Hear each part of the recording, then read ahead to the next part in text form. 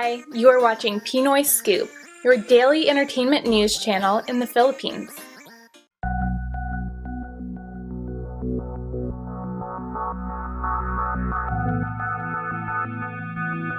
Pakilinaw nga yung tinutokso ka with Eric. Wala po. Hindi ko po alam. Well, crush ko po siya, yun lang. Crush mo siya? Opo. Siguro kaya tinutokso, hindi ko alam. Kaya? As friends po, text lang. Text na nga, kamusta? Opo. Kahit hanggang ngayon. Minsan po. Do you go out?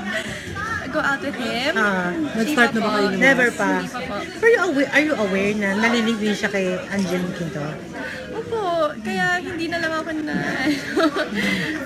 Siguro respect na lang po kung anong meron sila. But did you ask Eric about that? Na mag-ano ba kayo ni ano? Kasi syempre para maklaro mo, di ba? Para makaiwas kung dapat umiwas. Sabi po ni Eric, friends lang daw po sila. So, ayun, I take his word naman for it. Pero hanggat hindi pa na-clear yung issue, siguro ano na lang po muna, distansya na po muna. As Distansya friends na muna. lang, friends po muna. Faith, na lumabas kayo.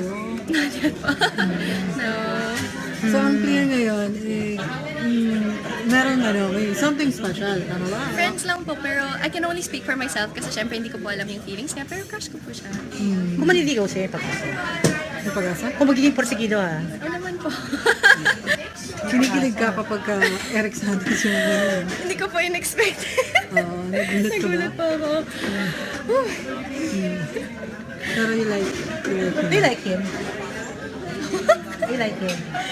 Boyfriend material ba siya? Siyempre, boyfriend material po talaga. Alam ko mabuti po siyang anak, mabuti yung kapatid.